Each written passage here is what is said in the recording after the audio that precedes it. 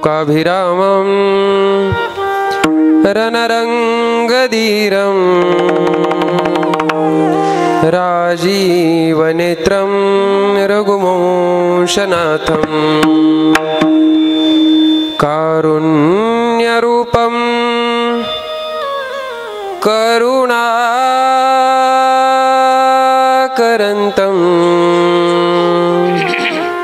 श्रीरामचंद्रं शरणं प्रपद्ये। पांडुरंगा करू प्रथम नमन, दुसरे चरण संतांच्या त्यांच्या कृपादाने कथेचा विस्तारो। बाबाजी सद्गुरु दास तुका श्री संताची माथा चरणावरी साष्टांग हे करी दंडवत।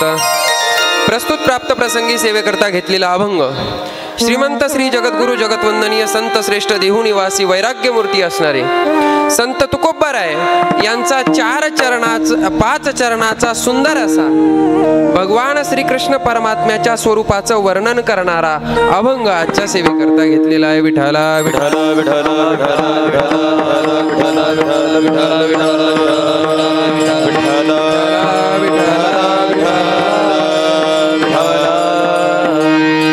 आरंभ करण्यापूर्वी कीर्तनकाराचा आद्य कर्तव्य असतं परिहार देणं।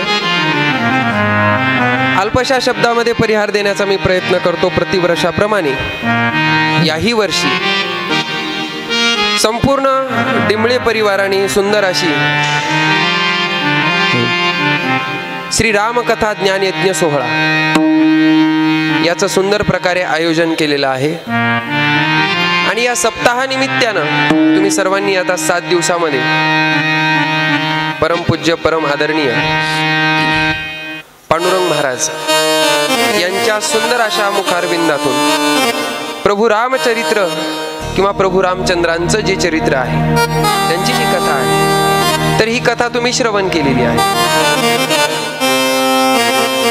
आणि राम प्रभूच्या कथेच्या श्रवणातून मनुष्य जीवन जगत असताना कशा पद्धतीने जीवन जगलं पाहिजे, म्हणजे थोडक्यामध्ये मनुष्य जीवन जगत असताना जी शिस्त पाहिजे, तर ही शिस्त कशा पद्धतीने असते, तर ती प्रभू रामचरित्रांच्या पूर्ण अवतार कार्यामधून आपल्याला पाहायला भेटते।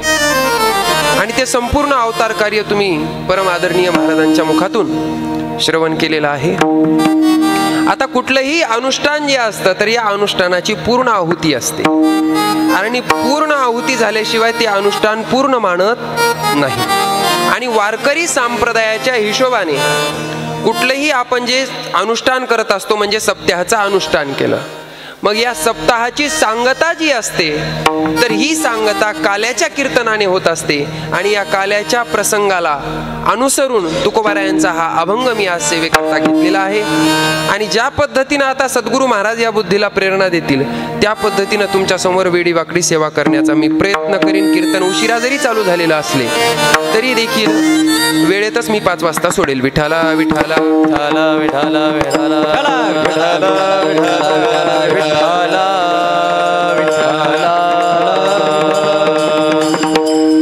5 वाजता म्हणलं की सगळ्यांनी डायरेक्ट एकदम डोळे असे मोठे मोठेच केले एकदम। वेळेमध्ये कीर्तन होईल। सुंदर अशी सर्वांनी या कथेकरता साथ दिलेली आहे। हरिभक्तपरायण आमच्या परभणी जिल्ह्याचा वैभव ज्यांच्या आवाजाने तुम्ही सर्व मंत्रमुग्ध झालेला असाल 100% गॅरंटी आहे मला, असे असणारे हरिभक्तपरायण गोपाळ महाराज नागरगोजे ते या ठिकाणी कीर्तनाकरता उपस्थित आहेत। त्यांचे सर्वप्रथम आभार। त्याचबरोबर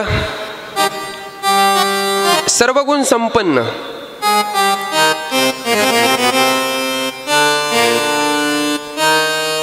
लातूर मध्ये येतात का, बीड मध्ये येतात आकाश महाराज? धाराशिव, धाराशिव मध्ये, धाराशिव जिल्ह्याचं वैभव। आता नेमकं त्यांचं गाव बाउंड्रीला असल्यामुळं नेमकं ते आमच्या इकडे येतात का तिकडे जातात ते मला तेवढं कन्फर्म माहिती नव्हतं, पण तरी देखील दोन्ही जिल्ह्याचं वैभव, परभणी जिल्हा आणि धाराशिव जिल्हा, असे असणारे परम आदरणीय सर्वगुण संपन्न आकाश महाराज पांचाळ हे या ठिकाणी सेवेकरता उपस्थित आहेत। त्यांचे आभार। त्याचबरोबर जालना जिल्ह्याचं वैभव हरिभक्तपरायण नितीन महाराज हे या ठिकाणी कीर्तनाकरता उपस्थित आहेत। त्यांचे आभार। त्याचबरोबर आता जे गावातील भजनी मंडळी आहे परम आदरणीय, आता मला प्रत्येकाचं नाव माहिती नाही, पण प्रत्येकजण परम आदरणीय, प्रत्येकाच्या चरणावरती साष्टांग दंडवत. त्याचबरोबर विनेकरी महाराज असतील त्यांच्या चरणी साष्टांग दंडवत. त्याचबरोबर ज्यांनी सुंदर अशी 7 दिवस कथेकरता तबल्याची साथ दिलेली आणि कीर्तनाकरता जे सुंदर अशी साथ द्यायलेत असे परभणी जिल्ह्याचं वैभव हरिभक्त परायण गंगाप्रसाद महाराज सामाले, तेही या ठिकाणी कीर्तनाकरता उपस्थित आहेत, त्यांचेही आभार. आणि तुम्ही सर्व श्रोते मंडळी, माझ्या करता प्रभो तुम्ही महेशाची या मूर्ती, या न्यायानं सर्व भगवत स्वरूप असणारे सर्व श्रोते मंडळी सर्वांच्या चरणी साष्टांग दंडवत. हुकून चुकून जर कोणी राहिलं असेल दंडवत घालायचं तर कीर्तन झाल्याच्या नंतर मी घालीन. विठाला विठाला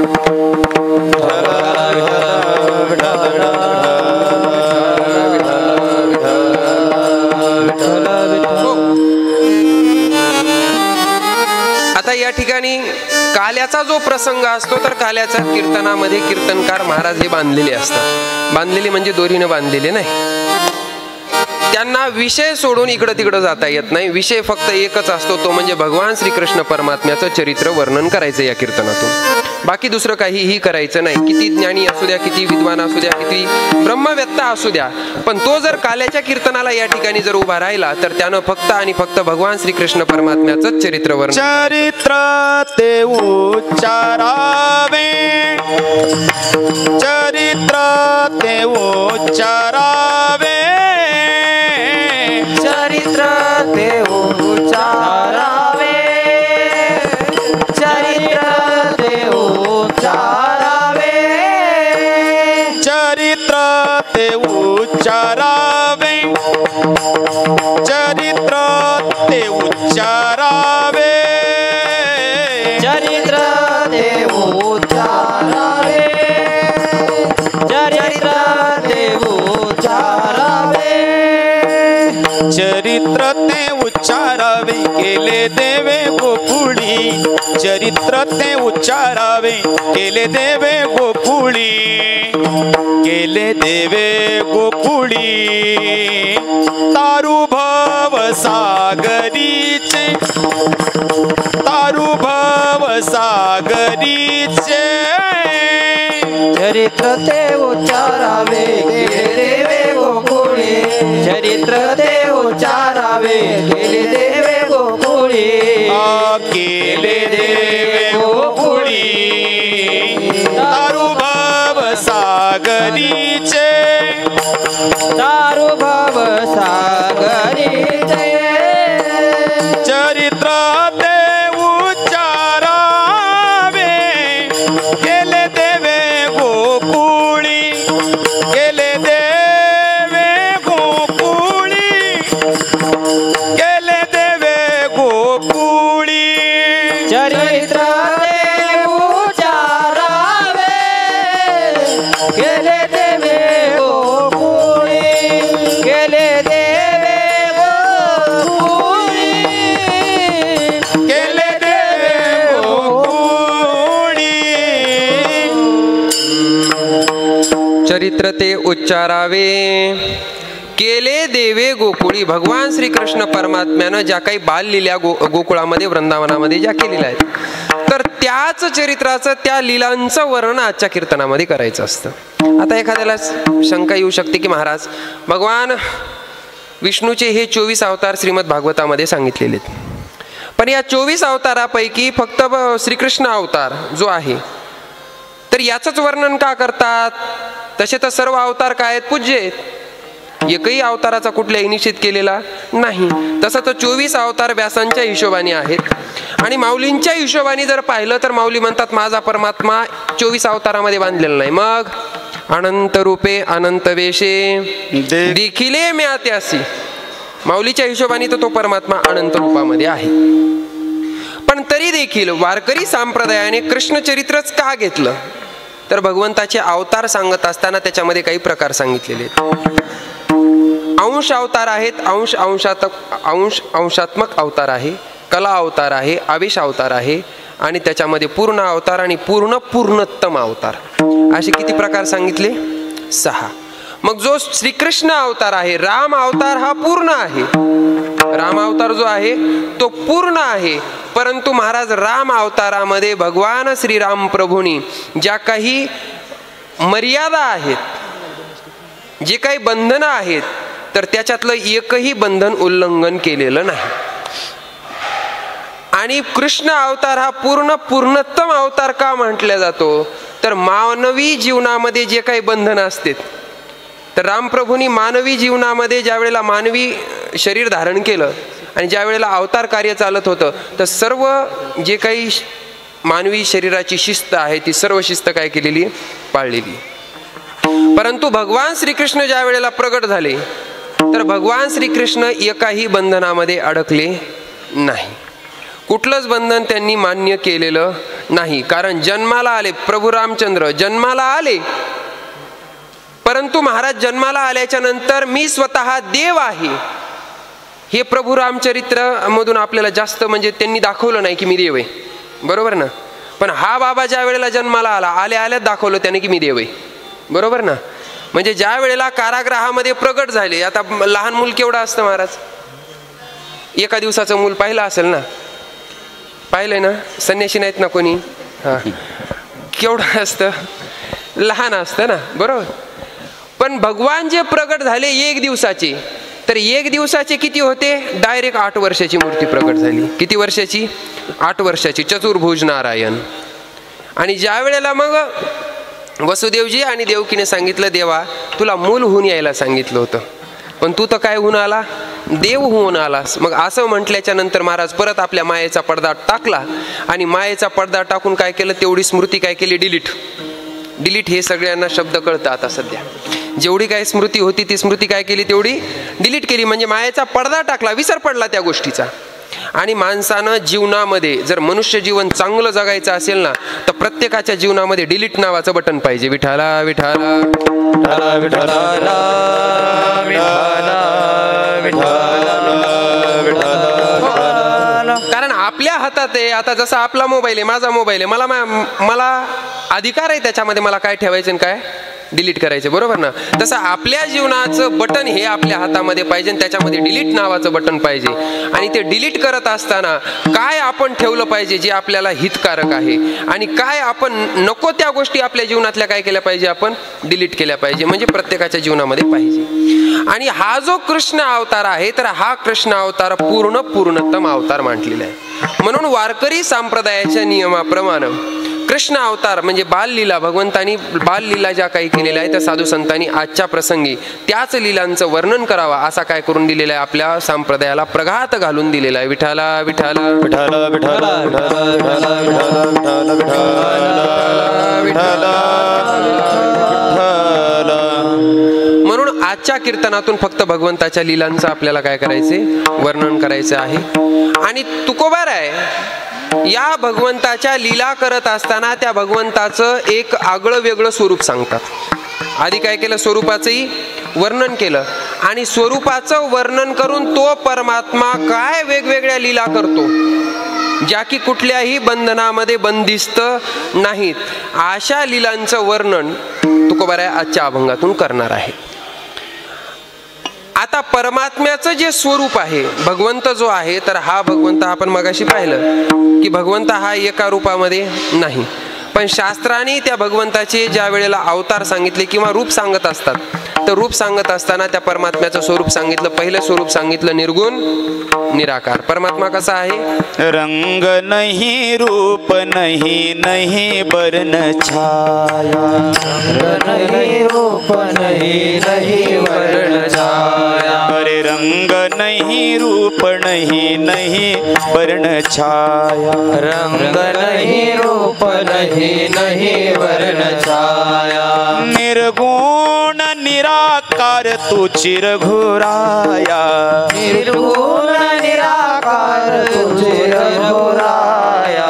निर्गुण निराकार तू चिरघोराया, निर्गुण निराकार तू चिरघोराया. मैं गुलाम मैं गुलाम मैं गुलाम तेरा, मैं गुलाम मैं गुलाम मैं गुलाम तेरा, मैं गुलाम मैं गुलाम मैं गुलाम तेरा, मैं गुलाम मैं गुलाम मैं गुलाम तेरा मैं गुलाम तेरा मैं गुलाम तेरा गुलाम तेरा मैं गुलाम तेरा अरे तू ही मेरा सच्चा साईं तू ही मेरा सच्चा साईं नाम लेऊं तेरा मैं गुलाम मैं गुलाम मैं गुलाम तेरा अरे मैं गुलाम मैं गुलाम मैं गुलाम तेरा मैं गुलाम तेरा रंग नहीं रूप नहीं नहीं वर्ण छाया निराकार निर्गुण तुची रघुराया. म्हणजे ज्याला काय नाहीये रंग नाही रूप नाही ज्याला काय नाहीये वर्ण नाही आश्रम नाही कुठल्याही मर्यादेमध्ये जो बांधलेला नाही जो सर्वांमध्ये व्यापक परमात्मा आहे म्हणजे चराचरामध्ये जो भरलेला आहे असा असणारा परमात्मा त्याला ब्रह्म असं म्हणतात. काय म्हणतात? ब्रह्म. हे ब्रह्मस्वरूप परमात्म्याचं सांगितलं जे की व्यापक आहे. त्याच्यानंतर दुसरं स्वरूप सांगत असताना सांगितलं की परमात्मा जो आहे पहिलं सांगितलं निर्गुण निराकार दुसरं स्वरूप सांगितलं निर्गुण साकार. निर्गुण साकार हे स्वरूप सांगितलं. एक निर्गुण साकार स्वरूप महाराज म्हणजे काय तर परमात्मा हा निर्गुणच आहे. तो काय निर्गुणच आहे किंवा मग साकार जो होतो ज्या पद्धतीनं मी उदाहरण देतो थोडंसं म्हणजे तुम्हाला लक्षात येऊन जाईल. भगवान शिव परमात्म्याचं शिवलिंग जे प्रगट झालं तर हे शिवलिंग म्हणजे काय आहे व्यापक आहे. बरोबर व्यापक आहे पण त्या ठिकाणी एक गुण प्राप्त झाला की आकाशवाणी शब्द नावाचा त्या ठिकाणी काय झाला गुण आला. आणि 5 विषय आहेत ना 5 विषय आणि त्याच्यामध्ये शब्द जो गुण आहे तर हा आकाशाचा गुण आहे आणि शब्द त्या ठिकाणी प्रगट झाले आणि शब्द प्रगट झाल्यामुळे त्या ठिकाणी शब्द काय होऊ लागले बोलू लागले म्हणजे आकाशवाणी झाली थोडक्यामध्ये. हे जे स्वरूप आहे तर हे भगवंताचं स्वरूप कसं आहे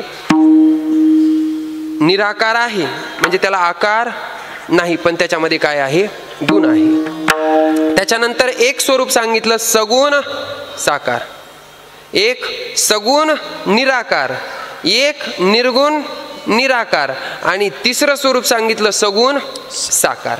आता हा सगुण साकार परमात्मा होत असतो. बरोबर हा परमात्मा सगुण साकार का होतो त्याचे वेगवेगळे कारण शास्त्रांनी सांगितलेले आहेत की ज्या वेळेला या पृथ्वीवरती धर्माची हानी होते किंवा धर्म बुडायला लागतो तर त्या वेळेला किंवा धर्म बुडल्याच्या नंतर त्या धर्माची पुन्हा स्थापना करण्याकरता भगवान काय करत असतो अवतार धारण करत असतो. यदा यदा हि धर्मस्य ग्लानिर्भवति भारत अभ्युत्थानम धर्मस्य तदात्मानं सृजाम्यहम. म्हणजे धर्माची स्थापना करण्याकरता भगवान अवतार धारण करतो. त्याच्यानंतर दुसरं काम काय करतो महाराज सगुण साकार होऊन भक्ता राखे पायापाशी दुर्जनाशी संहारी दुर्जनाचा संहार करायचा आणि भक्ताचं रक्षण करायचं. पण हे निर्गुण निराकार परमात्मा या क्रिया करू शकत नाही.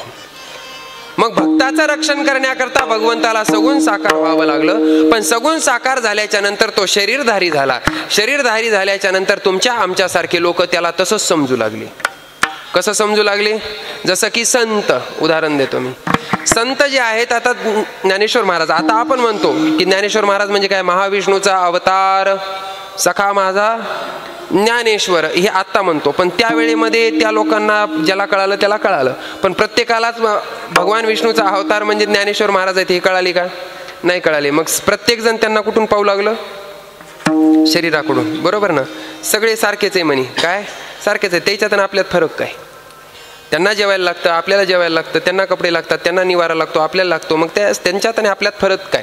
त्यांना संत का म्हणायचं.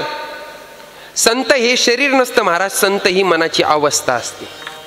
संत जे आहे तर संत हे शरीर नाही. आता जसं की भक्त भक्त म्हणजे अवस्था आहे का शरीर भक्त आहे की मी फार मोठे पांढरे कपडे घातले 50-50 तुळशीच्या माळी घातल्या समजा किंवा रुद्राक्षाच्या घातल्या भस्म लावलं चंदन मी लावलं सगळंच लावलं समजा मग एवढं लावल्याच्या नंतर मी भक्त झालो का भक्त ही मनाची अवस्था आहे. भक्त ही काय मनाची अवस्था. भक्त कोणाला म्हणायचं? त्या परमात्मा स्वरूपावर जाणून, परमात्म्याला जाणून परमात्म्यावर केलेलं नितांत प्रेम म्हणजे भक्ती.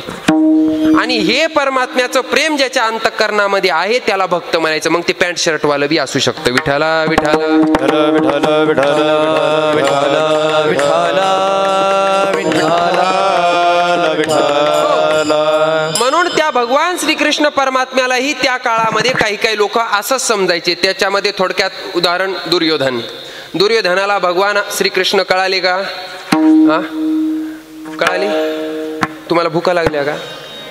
नाही लागल्या ना? हा, मग बोलत जा. दुर्योधनाला कळाले का? नाही कळाले. दुर्योधन काय समजू लागला? ते आपल्यासारखाच आहे. काय तो द्वारकाधीश आहे, आपल्यासारखाच आहे. त्याच्यात आणि आपल्यात काय फरक नाही. त्यानं देव म्हणून कधीच पाहिलं नाही. त्याच्यानंतर अर्जुनही काही काळामध्ये अर्जुनालाही भगवंताचं स्वरूप कळालं नव्हतं. काही अंशामध्ये ज्या वेळेला त्या महाभारताचं युद्ध चालू झालं आणि युद्ध चालू झाल्याच्या नंतर अर्जुनाने त्याला शस्त्र टाकून त्या मला मी नसतो मारित म्हणला. मी काय करीत नाही, मारित नाही. का? ते म्हणे माझे गुरु आहेत. सुमा कोण आहेत? गुरु आहेत. त्याच्यानंतर काकाचे पोरं म्हणजे सगळे चुलत भाऊ आहेत माझे, सगळे माझे आप्तच आहेत, सगळे माझ्या घरचे येतं. आणि ह्यांना कसं मारू? ते मला मी मारत नसतो आणि ह्यांना मारून मला नरकाला बी जायचं नाही. उतरणार रथातून खाली. भगवान म्हणले थांब. रथातून उतरला तरी नरकाला जाणार. रथातून जर खाली उतरलास तरी तू काय होणार? नरकाला जाणार. ते मला कस काय? ते म्हणे क्षत्रिय धर्म सांगतं युद्धातून एकतर काय व्हायचं? अमरत्व प्राप्त करायचं, अमर व्हायचं, किंवा मग युद्ध जिंकायचं. तू क्षत्रिय. आणि ज्या वेळेला मग एक क्षत्रिय धर्म प्रतिपादन करत सांगत असताना आणि त्या अर्जुनाचा मोहग्रास, अर्जुनाला ज्या मोहानं काय केलं होतं, ग्रासलं होतं, त्या मोहाचा निराश करत असताना भगवंतानी स्वतःचं स्वरूप नंतर सांगितलं. अर्जुना, मी जसा वाटतो तसा मी नाही, किंवा मी जो दिसतो तो मी नाही. मग अर्जुनाने विचारलं देवा तुम्ही कोण? ते म्हणजे असं नसतो सांगत म्हणे. मग आधी अनन्य भावाने शरण ये. आधी काय हो? अनन्य भावाने शरण ये. आधी मला गुरु समज. आतापर्यंत सखा समजत होता ते भाव वेगळा, पण आता इथून पुढे मी तुझा कोण आहे? गुरु आहे. तद्विधी प्रणिपातेन परिप्रश्नेन सेवया उपदेक्षन्ति ते ज्ञानम ज्ञानीन तत्वदर्शिना. म्हणजे गुरुला शरण जात असताना विधिवत जावं लागतं, त्याच्याशिवाय ज्ञान होत नाही. नाही तर गुरुला बी आपण आपल्यासारखं समजत असतो. बरोबर ना? त्यावेळेला भगवंतानी सांगितलं अर्जुनाला की अर्जुना तू आधी शरण ये, त्याच्याशिवाय मी पुढचा उपदेश करणार नाही. आणि ज्या वेळेला अर्जुन अनन्य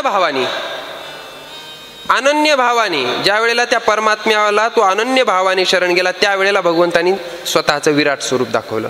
तोपर्यंत दाखवलं नाही. आता हे परमात्मा आहे, पण या परमात्म्याला सगळे लोक कसे समजू लागले?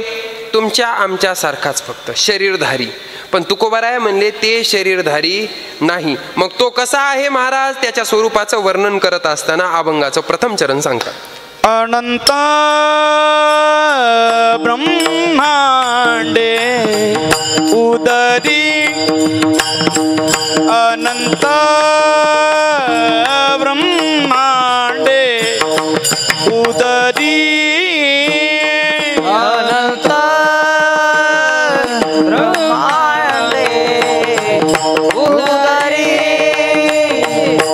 अनंत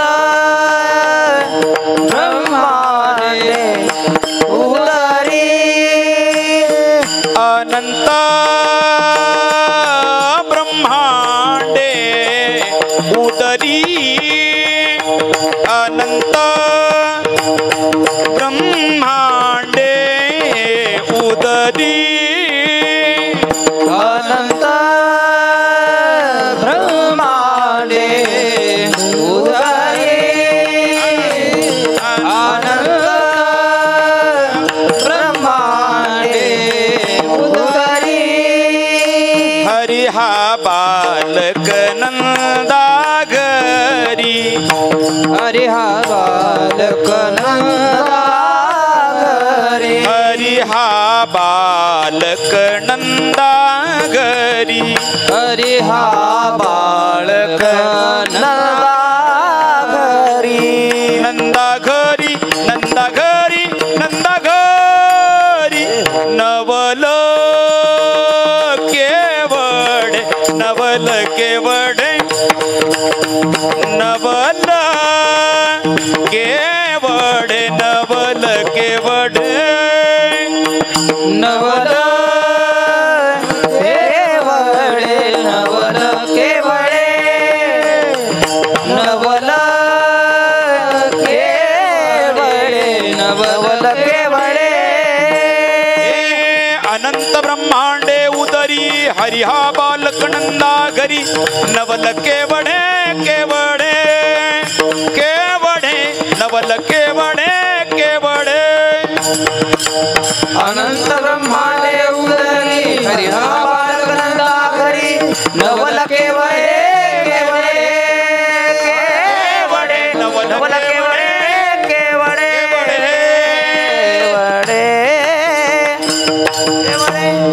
अनंत ब्रह्मांडे उदरी परमात्म्याचं स्वरूप सांगितलं. परमात्मा काय तो काय नंद राजाच्या घरी फक्त माखन खाणारा तेवढा थोडी नाही. मग त्या परमात्म्याचं व्यापक स्वरूप सांगितलं. परमात्मा कसा आहे? निर्गुण निराकार आहे. आणि त्याचं मोठेपण सांगितलं. भगवंताचं काय सांगितलं? मोठेपण सांगितलं. भगवंत किती मोठा? कोणी काय नाही, त्याच्याकरता सगळे काय आहेत? सारखे आहेत. आणि हा भाव ज्याच्या अंतकरणात आहे फक्त तोच टाळ घेऊन उभा राहू शकतो. म्हणजे कळलं तर टाळ्या वाजवा, नाही तर घरी जाऊन वाजवा. म्हणजे ज्याच्या अंतकरणात हा भाव आहे, कुठला अभिमानाचा भाव नाही, तोच फक्त या क्रिया करू शकतो. बाकीचे कोणीही क्रिया करू शकत नाही. हे वारकरी संप्रदायाचं वैभव आहे. हे काय वारकरी संप्रदायाचं वैभव आहे. आणि आता साक्षात महाराज प्रमाण द्यायला म्हणल्याच्या नंतर मग काय महाराज आता किती वेळ चालू शकते आपलं, बरोबर. पण तरी तुमचं टेन्शन पाहून मी वेळेमध्येच आवरून घेईल, तुम्ही काळजी करू नका. लई झालं 5:30 पर्यंत बस. विठाला विठाला विठाला विठाला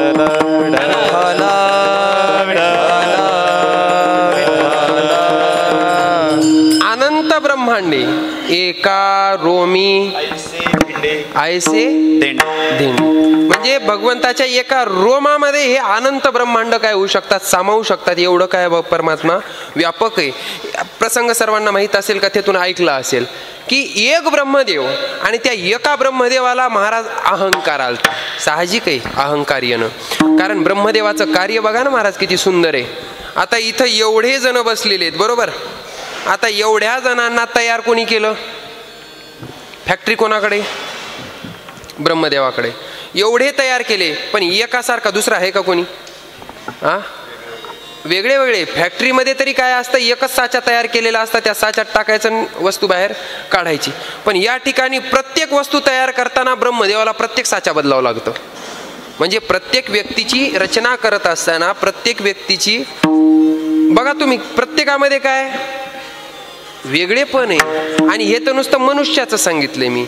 असे अंडज, जारज, श्वेदज आणि उद्भिज 4 खाणी, आणि त्या 4 खाणीच्या अंतर्गत 84 लक्ष योनी, म्हणजे 84 लक्ष पशुपक्ष्यांचे शरीर जे आहेत, तर हे ब्रह्मदेवाला बनवायचेत. मुंग्या किती येतात? मुंग्यामध्ये पण असं असतं बरं. आपल्याला जरी दिसत असत्यांसारख्या, पण त्यांच्यामध्ये सुद्धा काय वेगळेपणा आहे. मग साहजिक आहे ब्रह्मदेवाला अहंकार येणार की मी एवढं काम करतो आणि माझं कोणी नावच घेत नाही, बरोबर ना.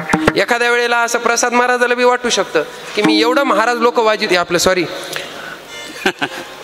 एवढे कीर्तन वाजवतो, बरोबर ना. एखादं कीर्तन नाही तर नाही, काय येऊ शकतं? अभिमान. होय ना गोपाळ महाराज? येतं का नाही? येतं. काय येतं? अभिमान येतं का? रोजच मी काय वाजवतो म्हणे, सिंत वाजवतो, रोजच मी गाणे म्हणतो, मग आज म्हणायचं नाही, मला भजन म्हणायचंच नाही म्हणते.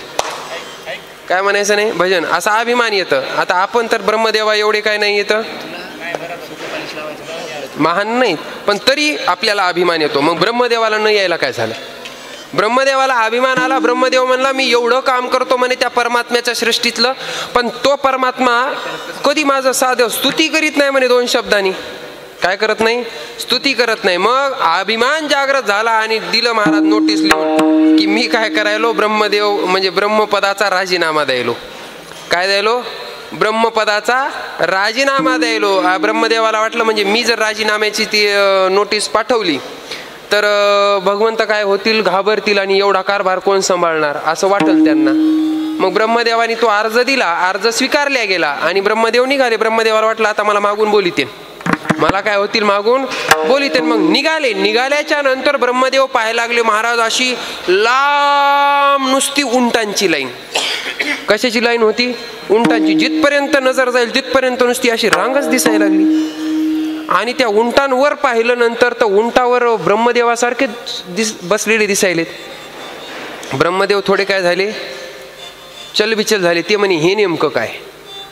लक्ष्मी मातेला विचारलं, लक्ष्मी माते हे काय म्हणे, ही रांग कशाची? म्हणे काही नाही म्हणे, तुम्ही राजीनामा दिलाय ना म्हणे तुमच्या ब्रह्मदेव पदाचा, तर हे भरती करता एवढे फॉर्म आलेत म्हणे आमच्याकडं. आता याच्यापैकी एक ब्रह्मदेव काय करायचंय, नियुक्त तुमच्या पदावर करायचंय. झटक्यालाच काय गेला, अभिमान गेला की म्हणजे एवढे ब्रह्मांड आहेत आणि तेवढ्या ब्रह्मांडाचे तेवढे ब्रह्मदेव.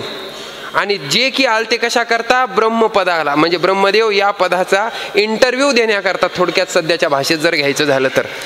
ब्रह्मदेवाचा काय झाला त्या ठिकाणी, अभिमान गेला. मग विचार करा, असे अनंत ब्रह्मांड ज्या परमात्म्याच्या उदरामध्ये सामावलेले आहेत, तो परमात्मा किती मोठा असेल? असा काय करा म्हणे तुम्ही विचार करा. कोणी करा? बसलेले आहे ना, उभा राहिल्याने काय करायचं मग? सगळ्यांनी विचार करायचं की परमात्म्याचं जर एवढं व्यापक स्वरूप आहे, पण तरी देखील तो परमात्मा. आता इथं ट्विस्ट आला. इथं काय आला? ट्विस्ट आला. आज जरा जास्तच इंग्लिश शब्द मला यायला लागलेत. जागेचा प्रभाव असेल, असं असतं. जागेचाही प्रभाव असतं ना काही वेळेला. कारण डॉक्टरच्या जागेत आलं म्हणल्याच्या नंतर मग ते 100% इंग्लिश शब्द जरा जास्त यायलेत. नाही तर एवढे येत नाहीत मला. मोजके येत असतात. ते बी गोपाळ महाराजाला विचारून मी बोलत असतो. नाही तेवढं आपल्याला मिळत लागत नाही. तर काय चालू होतं आपलं? कीर्तन. कीर्तनात काय आलता? ट्विस्ट आलता. एवढा मोठा परमात्मा असताना देखील महाराज, ज्याच्या उदरामध्ये अनंत ब्रह्मांड सामावलेले आहेत, तरी सुद्धा महाराज तो हरिहा बालक नंदा घरी, नंदराजाच्या घरी एवढा व्यापक असणारा परमात्मा बालक स्वरूपामध्ये. बालक केवढं असतं? लहान असतं. लहानात लहान होऊन राहिला हे परमात्म्याचं मोठेपण. विठाला विठाला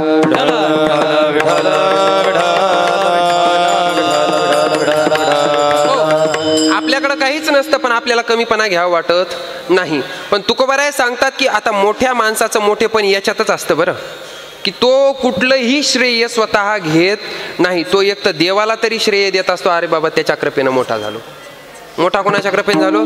त्या परमात्म्याची कृपा राहिली म्हणून मोठा झालो. नाही तर मी कोण आहे महाराज, हे शहाण्या माणसाचं लक्षण आहे. आणि एखाद्याला काहीच येत नसतं, ते त्याचं स्वतःच्या तोंडाने स्वतःची स्तुती करतं. ते म्हणतं महाराज खेळ आहे का, एवढं जमा केलंय? काय एवढं जमा केलं? कोणाच्या? पठ्ठ्याच्या एकट्याच्या हिमतीवर केले म्हणला. कोणाच्या? एकट्याच्या हिमतीवर केलं. त्याच्यानंतर स्तुती स्वतःची स्वतःच करणार, हे मूर्खांचं लक्षण. असो, पण परमात्मा एवढा मोठा असताना देखील महाराज त्यानं स्वतःचं मोठेपण विसरलं. आणि मोठेपण कोणाकरता विसरलं? नंद बाबा आणि यशोदा माता यांचं जे प्रेम आहे, तर यांच्या प्रेमाकरता तो परमात्मा एवढा मोठा असताना देखील तो परमात्मा किती छोटा झाला महाराज. हरिहा बालक नंदा घरी, म्हणजे प्रेम हे भगवंताला प्रिय. त्या नंदा आणि यशोदा मातेची काय आहे महाराज? तपश्चर्या आहे. आणि त्या तपाच्या सामर्थ्यानं तो असा तसा आकळल्या जात नाही. तो परमात्मा जर आकळायचा असेल तर तुम्ही किती श्रीमंत आहात त्याच्यानं तो आकळल्या जाणार नाही.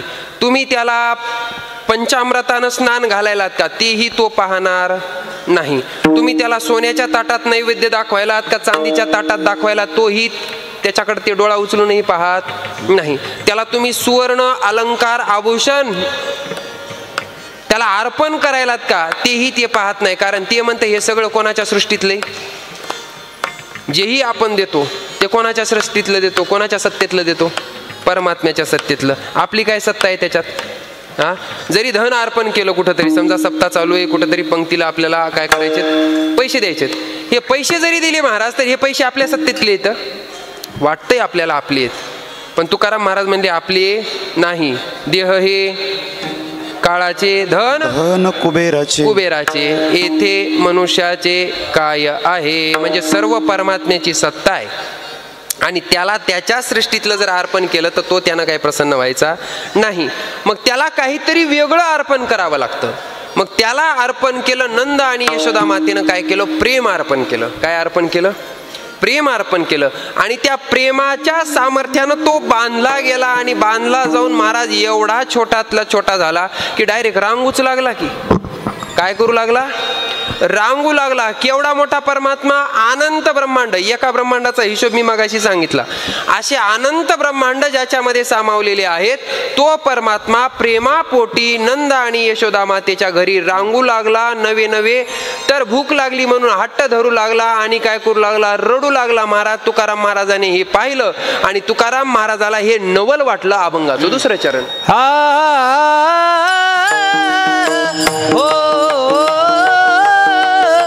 नवल केवडे केवडे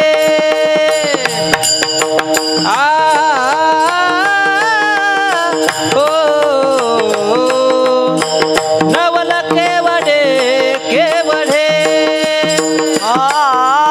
नवल केवडे केवडे नवल केवडे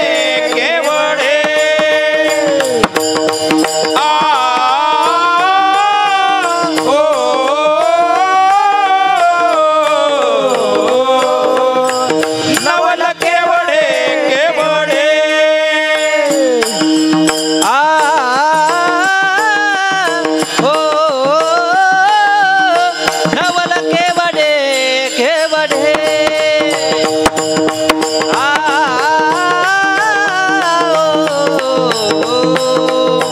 नवल केवडे केवडे नवल केवडे केवडे नवल केवडे केवडे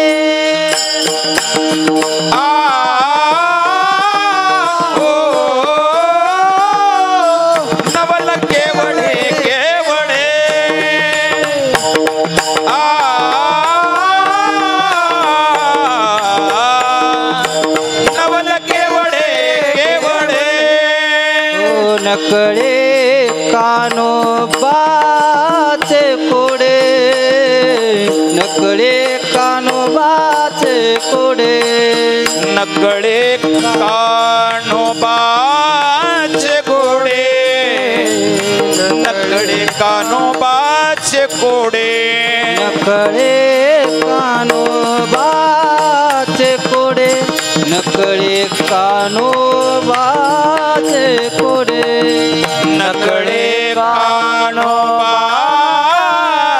कोडे नकळे कानोबाचे कोडे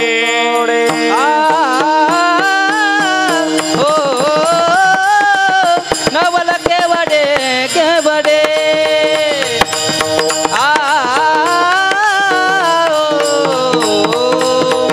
नवल केवडे केवडे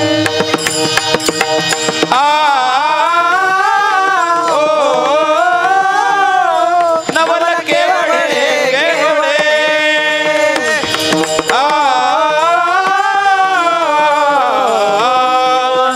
नवल केवडे केवडे नवल केवडे केवडे नकळे कानोबाचे कोडे नकळे कानोबाचे कोडे नकळे कानोबाचे कोडे नवल केवडे केवडे नकळे कानोबाचे कोडे नकळे कानोबाचे कोडे नकळे कानोबाचे कोडे टाळ्या वाजवा एकदा जरा. तुकोबाराय म्हणतात हे नवल नाही का हो?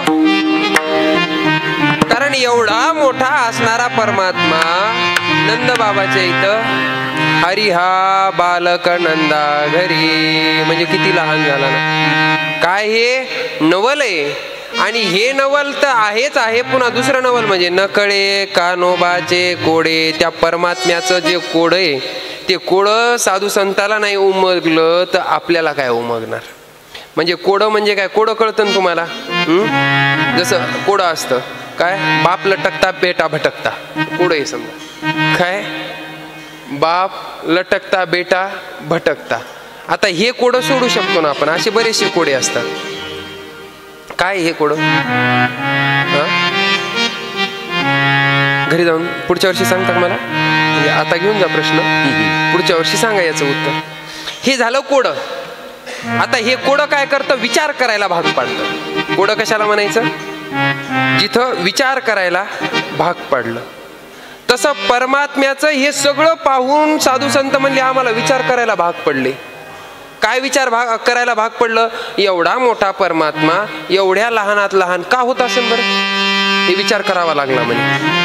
हे विचार करावा लागला आणि विचार करून करून शेवटी कळालं. न कळे कानोबाचे कोडे, ते कोडं काही सुटलं नाही. ते कोडं सुटलंच नाही, कारण विचार तर केला आणि परमार्थ हा विचाराचाच असतो. साधू संतांनी काय केलेले? परमार्थामध्ये फक्त विचार. विचार म्हणजे त्याला विवेक म्हणायचं. त्याला काय म्हणायचं? विवेक. विवेक म्हणजे काय? सार आसार, आत्मस्वरूप नित्य, त्याच्या व्यतिरिक्त सर्व काय अनित्य, असा जो बुद्धीचा निश्चय, त्याचं नाव काय?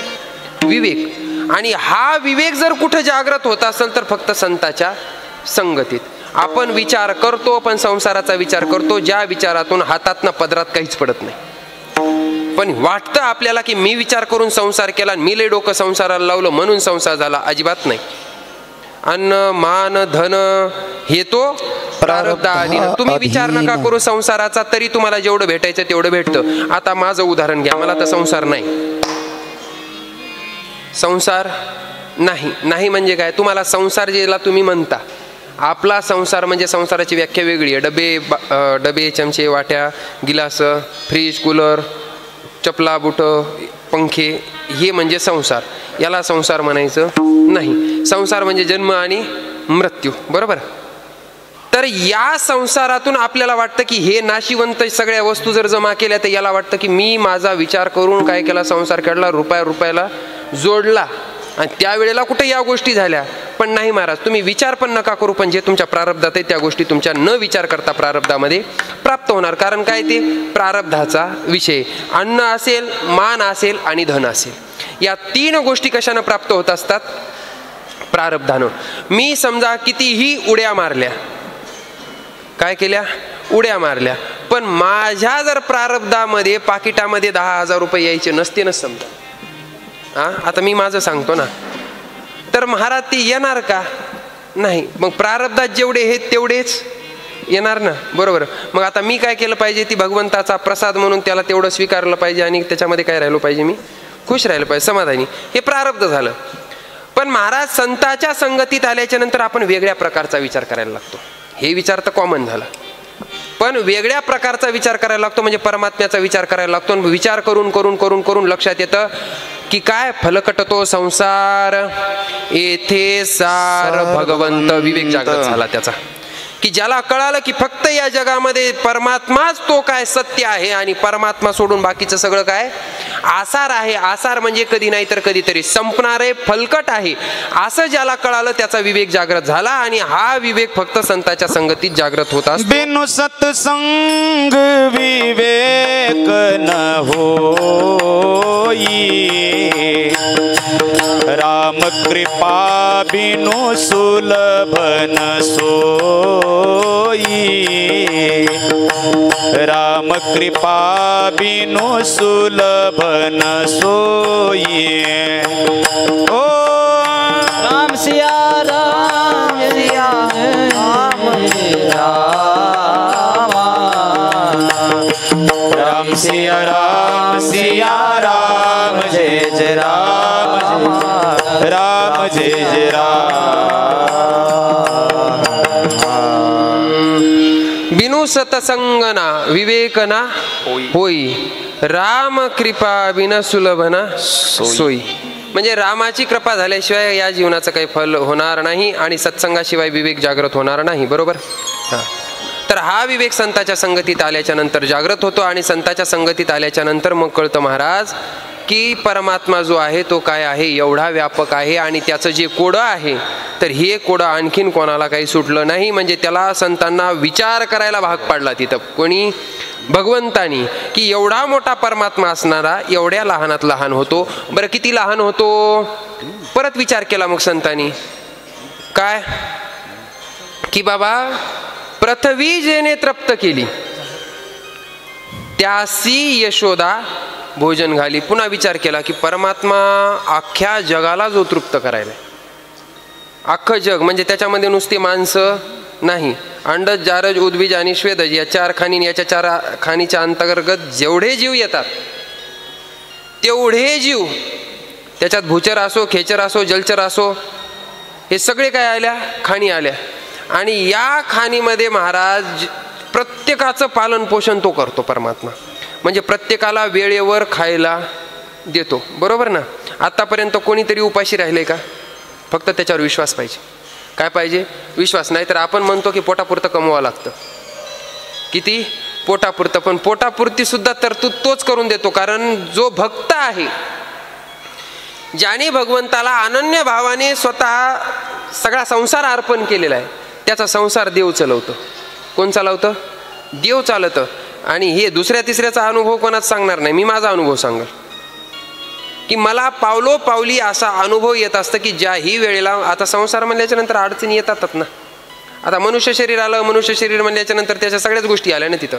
पण त्या गोष्टी आल्याच्या नंतर सुद्धा महाराज त्या अडचणीतून बाहेर जर कोण काढत असेल तर तोच परमात्मा काढतो. बरोबर ना? म्हणजे प्रत्येकाला ज्यानं तृप्त केलं, ज्याला कोणाला त्या परमात्म्याचा साक्षात्कार झाला, नवे साक्षात्कार न होऊ द्या, पण त्या परमात्म्याला जाणून नुसतं त्याचं नाव जरी घेतलं महाराज, तर नावात सुद्धा तृप्ती आहे. नावात सुद्धा काय? तृप्ती आहे. की नारद भक्तिसूत्रामध्ये भगवंताचं जे नाम आहे, तर हे नाम नारदजी सांगतात की अमृत स्वरूपाच, हे 3रं सूत्र आहे भक्तिसूत्राचं. हे काय? नारद ज्या वेळेला, आता श्रीमद भागवतामध्ये 11व्या स्कंदामध्ये, तिथपर्यंत 7 दिवसाच्या भागवतामध्ये जाता येत नाही. गेलं जरी समजा एखादे भागवतकार, तर त्याचा जास्त विस्तार करता येत नाही, कारण त्या दिवशी त्याला सुदामाच्या पोह्याचं पडलेलं असतं. म्हणजे 7वा दिवस येत असतो त्या दिवशी, आणि ते पटकन ऐकणाऱ्यालाही वाटतं की ते सुदामजीचं एकदा कथा झाली म्हणजे कथा संपली. तर 11व्या स्कंदावरती नाथ महाराजांनी काय केलेली? टीका केलेली. त्या टीकेमध्ये इतकं सुंदर वर्णन केलेलं आहे ना. तर नारदजी ज्या वेळेला वसुदेवाला उपदेश करतात भक्तीचा, की भक्ती म्हणजे काय, ब्रह्मसूत्र व्यासांनी लिहिले, शंकराचार्यांनी त्याच्यावर टीका केली, पण भक्तिसूत्र कोणी लिहिलं नव्हतं. भक्तिसूत्र सांगितलं नारदजीनं. सूत्र म्हणजे काय? कमी शब्दामध्ये जास्त सारांश सांगायचा. शब्द कमी पण त्याच्यामध्ये जास्त सारांश. तर हा सारांश सांगत असताना सांगितलं की भक्ती जी आहे, भगवंताचं नाम जे आहे, तर हे भगवंताचं नाम काय आहे? अमृत स्वरूपाच. यल्लब्ध्वा पुमा सिद्धो अमृतो भवती तृप्तो भवती. आणि म्हणजे जो कोणी या नामाचं सेवन करेल तर तो सिद्ध होईल, तो अमर होईल आणि तो तृप्त होईल. तृप्त हे शब्द या ठिकाणी आला की जो नुसतं त्या परमात्म्याचं नाम घेतो तर त्याला तृप्ती प्राप्त होते. तृप्ती म्हणजे काय महाराज? मनाची धाव थांबणी. तृप्ती कशाला म्हणायचं? मनाची धाव थांबणी. आता आपल्या मनाची धाव थांबली का? समजा मला आता उदाहरणार्थ गाडीची इच्छा झाली, गाडी घेतली. आता गाडी घेतल्याच्या नंतर मन थांबलं का तिथंच? 6 महिने झाले की त्यानं दुसऱ्याची बघितली, त्याच्यापेक्षा मोठी गाडी बघितली. आता मन कुठं गेलं? त्या मोठ्या गाडीवर. ते म्हणते नाही गडे, आता मी ह्याच्यात काय मजा नाही, मग याच्यापेक्षा काय केली पाहिजे? मोठी घेतली पाहिजे. म्हणजे तृप्ती ही शेवटपर्यंत माणसाला भेटत नाही. पण नुसतं भगवंताचं नाव घ्या, त्याच्या नावात सुद्धा तृप्ती आहे. म्हणजे अख्ख्या जीवाला जो तृप्त करतो, हे विचार केला त्या परमात्म्याचं काय कार्य किंवा त्याचं औदार्य पाहिलं या ठिकाणी, की जो या संपूर्ण सृष्टीला काय करतो? तृप्त करतो. पण त्यासी यशोदा भोजन घाली. पण तो कोणाच्या हाताने खातो?